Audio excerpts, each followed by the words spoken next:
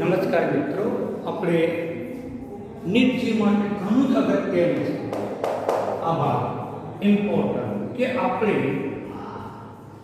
સીધું સંકલન આપેલો અણુ કે આયન હોય એ અણુ કે આયનનું સંકલન કઈ રીતે નક્કી કરવું સીધું નક્કી કરી શકાય.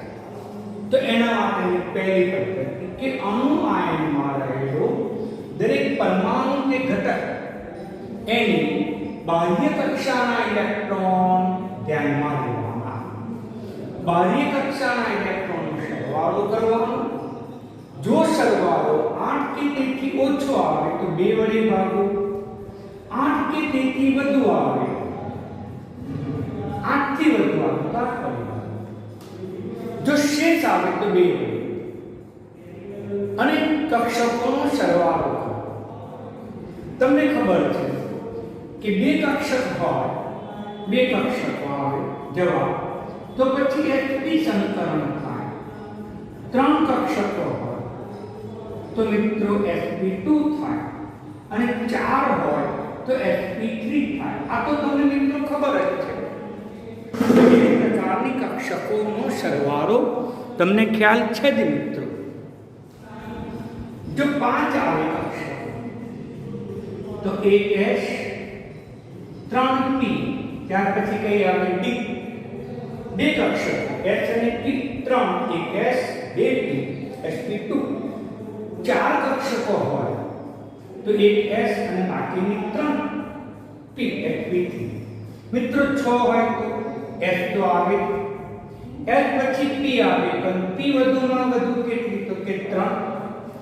3 ને 2 5, 5 ને 6, 3 ને 4 5 6 sp3b2 સરવાળો 3 ને 4 ને 5. જો 7 હોય તો 1s 3p, p 3 થી વધુ હોઈ શકે નહીં. તો પછી આવે d. d કેટલી આવે 3 ને 3 6 ને 7 મિત્રો. તો આમ કક્ષકોનો સરવાળો એના આધારે કઈ સંકલન એ આપણે સરળતાથી નક્કી કરી શકીએ મિત્રો. દાખલા તરીકે લઈએ CH4. CH4 માં કાર્બનનું સંકલન. કાર્બન તો મિત્રો કાર્બનનું પરમાણુ ક્રમાંક 6, 1s2 2s2 2p4 2p2. Hydrogen 1s. તો પછી એક કાર્બન છે અને 4 હાઇડ્રોજન છે. એક કાર્બનની બાહ્ય કક્ષામાં કેટલા ઇલેક્ટ્રોન તો કે બાહ્ય કક્ષામાં 4. હાઇડ્રોજનની બાહ્ય કક્ષામાં કેટલા તો 1. કુલ કેટલા ઇલેક્ટ્રોન થયા મિત્રો 8 ઇલેક્ટ્રોન થયા. આમ તેની અંદર 8 ઇલેક્ટ્રોન આપણને જોવા મળે. હવે આ 8 ઇલેક્ટ્રોન છે મિત્રો. સરવાળો કેટલો આવ્યો 8 કે તેથી ઓછો. એટલે આપણે શું કરીશું એને 2 વડે ભાગીશું અને કેટલા આવ્યા 4. એટલે કે 4 કક્ષકોનું સંકલન. અને 4 કક્ષકોનું સંકલન એટલે s 3p એટલે આની અંદર sp3 સંકલન થાય મિત્રો. તો પછી આમાં કાર્બનનું સંકલન કયું sp3 સંકલન. આમ આપણે સરળતાથી નક્કી કરી શકીએ છીએ. બિલકુલ સરળ છે મિત્રો, જરા પણ અઘરું નથી. એ જ પ્રમાણે આપણે NH4 લઈએ. NH4 માં નાઇટ્રોજનનું સંકલન.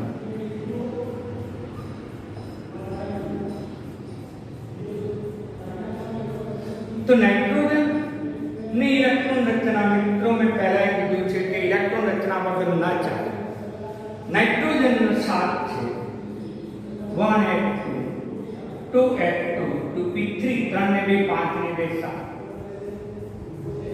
આમ આની અંદર એક નાઇટ્રોજન છે, 4 હાઇડ્રોજન છે અને પાછો +1 બીજભાર છે. તો કુલ ઇલેક્ટ્રોન કેટલા થાય? તો મિત્રો નાઇટ્રોજનની છેલ્લી કક્ષામાં 5 ઇલેક્ટ્રોન, હાઇડ્રોજનની છેલ્લી કક્ષામાં 1 એટલે 4, એટલે 5 ને 4 9.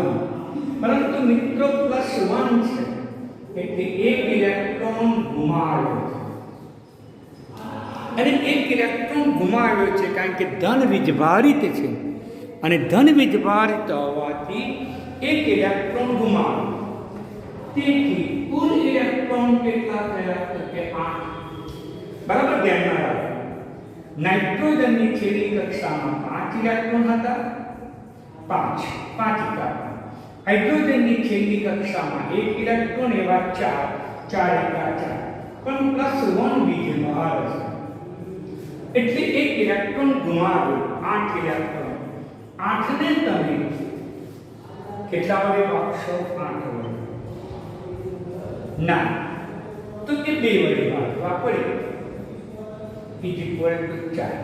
તેથી 4 કક્ષકોનું સંકલન થયું. તેથી મિત્રો કઈ સંકલન થયું? sp3 સંકલન. સમજી લો. તો અહીંયા કહીએ sp3 સંકલન. જો તમને NH3 પૂછે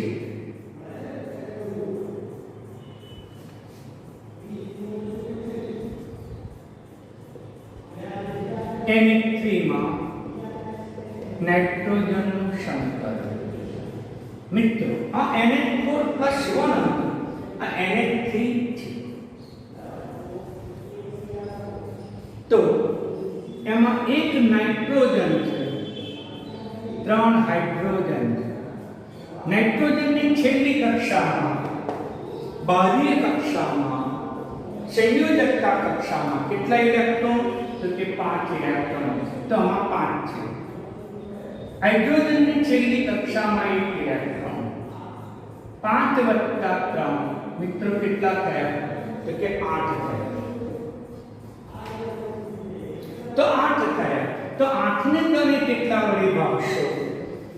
8 તેથી ઓછો છે એટલે 2 એટલે 4. તેથી 4 કક્ષકો વચ્ચે સંકલન થાય. એક S અને 3 P એટલે sp3 સંકલન થશે. કેટલું સિમ્પલ છે.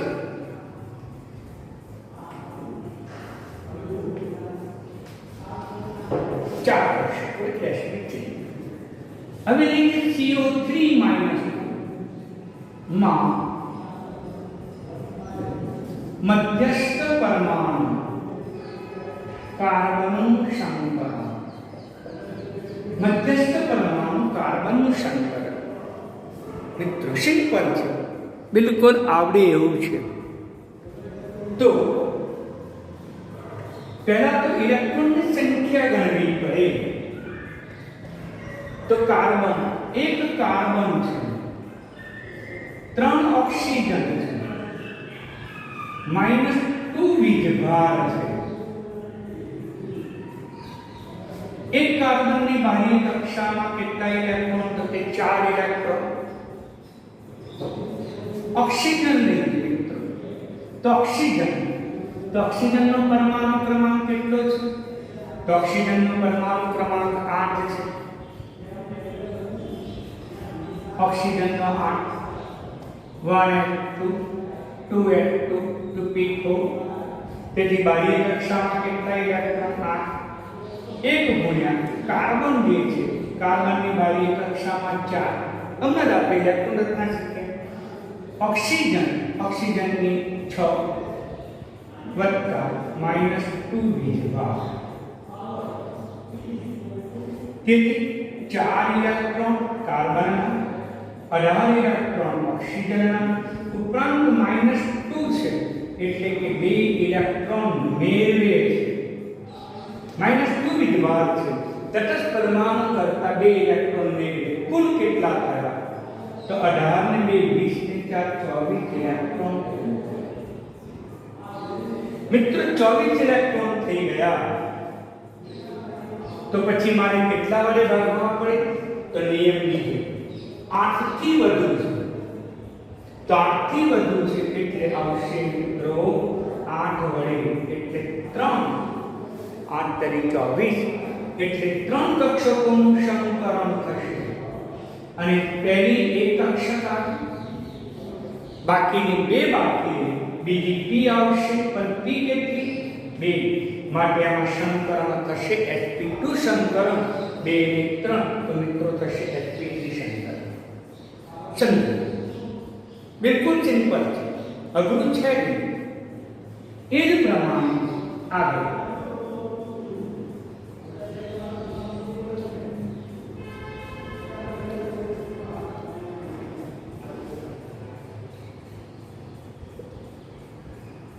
PO4 - 3 માં ફોસ્ફરસનું સંકરણ. મિત્રો, મધ્યસ્થ પરમાણુનું સંકરણ હોય,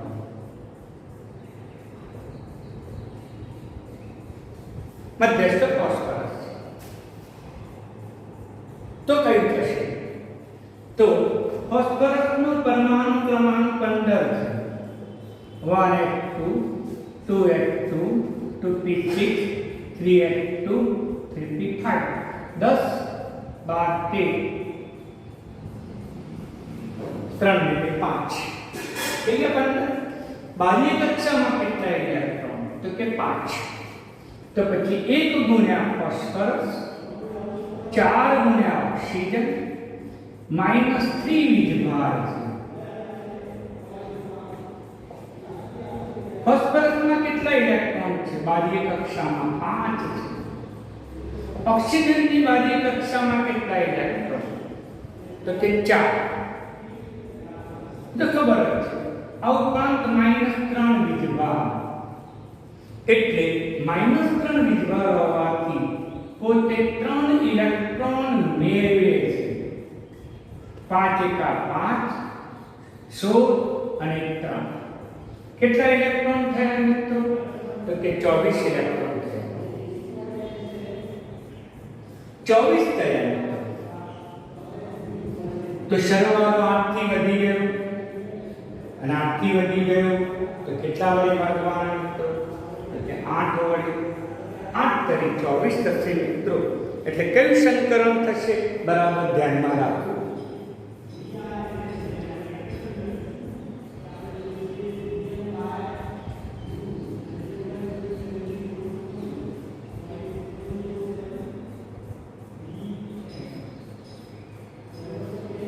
મિત્રો, અહીંયા ઓક્સિજનની ઇલેક્ટ્રોન રચના તમે જુઓ. 1s2 2s2 2p4 4 ને 6 ને 2 8. તેથી બાહ્ય કક્ષામાં કેટલા ઇલેક્ટ્રોન? તો આપણે ભૂલાઈએ, બાહ્ય કક્ષામાં 4 નથી મિત્રો, બાહ્ય કક્ષામાં 6 ઇલેક્ટ્રોન છે. તેથી 6 ઇલેક્ટ્રોન અને 6 ચોક 24, એટલે સરવાળો આવશે 34 મિત્રો. 34 એટલે 34 થયું. 8 થી વધુ થયું, માટે 34 ને 8 વડે ભાગો 4. તેથી 4 કક્ષકો વચ્ચે સંકરણ થાય, અને 4 કક્ષકો વચ્ચે સંકરણ, એક s તો આવે ને આવે, પછી p3 એટલે 3 ને 4, માટે મિત્રો કયું સંકરણ થયું? તો કે sp3 સંકરણ. આમ તમે આ બાબત જો બરાબર ધ્યાનમાં રાખો તો તમને સરળતાથી આવડે ના. જો તમને H3PO4 પૂછે, H3PO4 માં ફોસ્ફરસનું સંકરણ, તો મિત્રો આ જવાબ કે હાઇડ્રોજન 3 છે, એટલે 3 હાઇડ્રોજનના ઇલેક્ટ્રોન, 1 ફોસ્ફરસનો ઇલેક્ટ્રોન અને 4 ઓક્સિજનના ઇલેક્ટ્રોન. હાઇડ્રોજનની છેલ્લી કક્ષામાં, બાહ્યતમ કક્ષામાં 1 જ ઇલેક્ટ્રોન છે, એટલે 3 ગુણાકારમાં 1 મૂકીશું. ફોસ્ફરસની બાહ્ય કક્ષામાં આપણે શીખી ગયા કે 5 ઇલેક્ટ્રોન છે, તો ફોસ્ફરસ ગુણાકારમાં 5 મૂકવા પડે. ઓક્સિજન છે મિત્રો, તો ઓક્સિજનની છેલ્લી કક્ષામાં 6 ઇલેક્ટ્રોન મૂકી દીધા. થઈ ગયા. તેથી કુલ ઇલેક્ટ્રોન કેટલા થયા? 3 વત્તા 5 અને 24 એટલે કુલ ઇલેક્ટ્રોન થયા 34 ઇલેક્ટ્રોન. આમ 34 ઇલેક્ટ્રોન થયા મિત્રો. 8 કે તેથી ઓછો સરવાળો હોય તો 2 વડે ભાગવાનો, પણ મિત્રો અહીંયા 8 થી વધુ છે અને 8 થી વધુ છે એટલે આપણે 8 વડે ભાગીશું. 8 ચોક 32, 4 થશે મિત્રો. તેથી સંકરણ કયું થશે? 4 કક્ષકો વચ્ચે સંકરણ થશે. એક S થશે તો બાકીનું P મિત્રો Sp3. બંનેનો જવાબ એક જ થશે. આમ આપણને બંનેનો જવાબ સરળતાથી આવી શકે. હવે ધ્યાન બીજું લઈએ.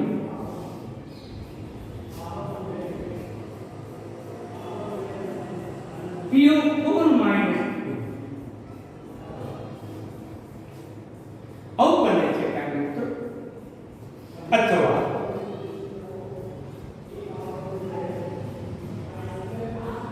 PO3 minus 2 minus 3 H3PO3 આમ પણ લઈ શકાય H3PO3 મિત્રો. H3PO4 અથવા H3PO3 છે. ચલો આમાં ઇલેક્ટ્રોન તો 1 ગુણ્યા ફોસ્ફરસ 3 ગુણ્યા ઓક્સિજન માઈનસ 3 વીજભાર. ફોસ્ફરસની બાહ્ય કક્ષામાં કેટલા ઇલેક્ટ્રોન? તો કે 5 ઇલેક્ટ્રોન. ઓક્સિજનની બાહ્ય કક્ષામાં કેટલા? તો કે 6 ઇલેક્ટ્રોન. 3 છે એટલે 3 ઇલેક્ટ્રોન મેળવી. તેથી 5 વત્તા 6 કરી 18 વત્તા 3.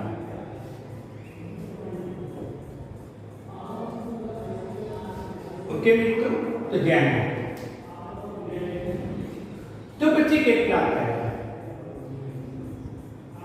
24 ઇલેક્ટ્રોન ના 26 ઇલેક્ટ્રોન થશે મિત્રો. કુલ ઇલેક્ટ્રોન 26 થયા.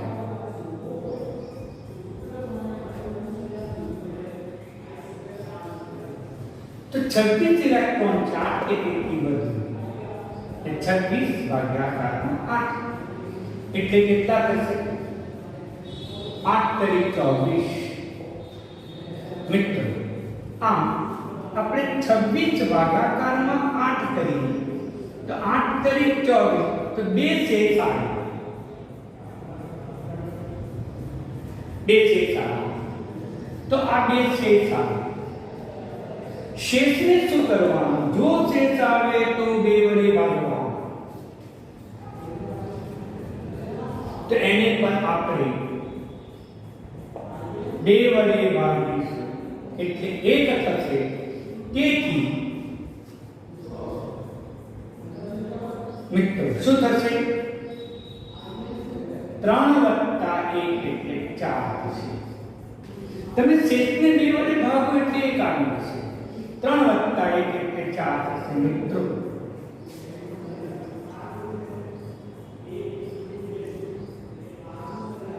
કેવું સંકલન થશે? તો એ પણ મિત્રો sp3 સંકલન. આમ આપણે સરળતાથી સંકલન નક્કી કરી શકીએ છીએ. બિલકુલ સરળ છે, આવડે એવું છે કે બહુ અઘરું નથી.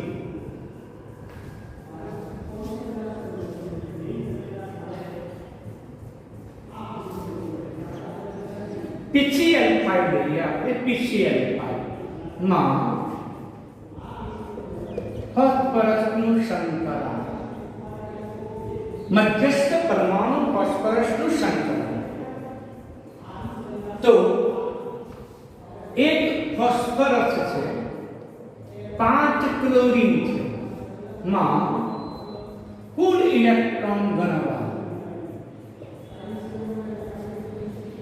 ફોસ્ફરસની છેલ્લી કક્ષામાં 5 ઇલેક્ટ્રોન છે. આપણે મિત્રો શીખી ગયા. ક્લોરીનની બાહ્યતમ કક્ષામાં કેટલા ઇલેક્ટ્રોન? તો ક્લોરીન પરમાણુ ક્રમાંક 17, 1s2 2s2 2p6 3s2 3p5. મિત્રો બાહ્ય કક્ષામાં કેટલા ઇલેક્ટ્રોન છે? તો કે 7 ઇલેક્ટ્રોન છે. દરેક હેલોજનની બાહ્ય કક્ષામાં 7 ઇલેક્ટ્રોન. દરેક હેલોજન તો 5 છે ભાગાકાર ગુણાકારમાં 7. 5 એકા 5 અને 7 પચા 35. એટલે મિત્રો કેટલા થયા? તો કે કુલ 40 ઇલેક્ટ્રોન થયા. 40 થયા.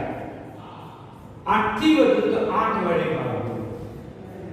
40 ભાગાકારમાં 8 કક્ષકો અને 8 પંચા 40. 5 કક્ષકો વચ્ચે સંકરણ થશે. 5 શેષ આવે તો ધ્યાનમાં રાખજો. મેં તમને ઉદાહરણ બતાવ્યું છે. તો 5 કક્ષકો કરી એક S આવે,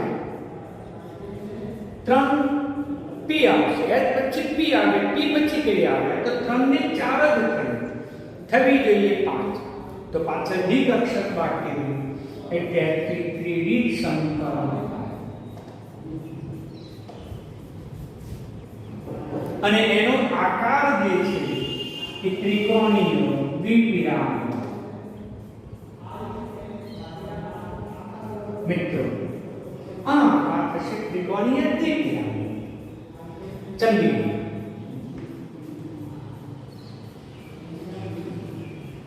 સિમ્પલ છે. Cl અથવા તો ICl3 માં મધ્યસ્થ પરમાણુ I નું સંકરણ. મધ્યસ્થ પરમાણુ I. મધ્યસ્થ પરમાણુ કયો? કે જેની સંખ્યા ઓછી છે તે. આમાં મધ્યસ્થ પરમાણુ ફોસ્ફરસ હતો, આમાં પણ મિત્રો ફોસ્ફરસ. આ બંનેનો જવાબ એક જ આવશે. અહીંયા હાઇડ્રોજન 3 છે. આ તમારે યાદ રાખવું. ચલો 1 ગુણ્યા આયોડીન, 3 ગુણ્યા ક્લોરીન. આયોડીન કે હાઇડ્રોજન લો, કોઈ પણ હાઇડ્રોજન લો, કે ક્લોરીન હોય કે પછી બ્રોમીન હોય કે આયોડીન, છેલ્લી કક્ષામાં 7 ઇલેક્ટ્રોન જ હોય. કારણ કે ક્લોરીન, બ્રોમીન અને આયોડીન એ સામાન્ય ઇલેક્ટ્રોન રચના છે. NH2NP5 છે. માટે બાહ્ય કક્ષામાં 7 ઇલેક્ટ્રોન. ક્લિયર મિત્રો? બિલકુલ સરળ છે. સંકરણ નક્કી કરવાની પદ્ધતિ તો બિલકુલ સરળ છે, આવડે. ચલો આયોડીનની બાહ્ય કક્ષામાં ઇલેક્ટ્રોન કેટલા? તો કે 7. 1 ગુણ્યા 7. ક્લોરીનની બાહ્ય કક્ષામાં પણ 7. એટલે 7 એકા 7, 7 તરી 21. મિત્રો 29 ઇલેક્ટ્રોન થયા. 29 થયા. તો પછી આપણે કેટલા વડે ભાગવા પડે? તો મિત્રો આપણે 8 વડે ભાગવા પડે. 8.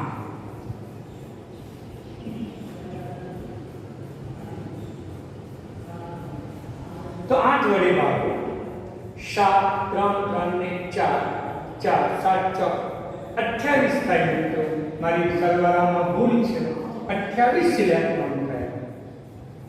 28 મારી ભૂલ હતી. 7 28. ચલો હવે 8 વડે ભાગીએ. 8 તરી 24. શેષ આવે 4. મિત્રો શેષ આવે તો પછી આપણે શું કરવું પડે? મેં તમને સમજાવ્યું છે. જો શેષ આવે તો એને 2 વડે ભાગવા. તો કેટલા થઈ જાય? તો કે 2 થાય. તો પછી 3 વત્તા 2 બરાબર 5 થાય. તો કેટલી કક્ષકો વચ્ચે સંકરણ થશે મિત્રો? વિચારો. તો કેટલી કક્ષકો વચ્ચે સંકરણ થશે? તો મિત્રો આપણે સરળતાથી નક્કી કરી શકીએ છીએ.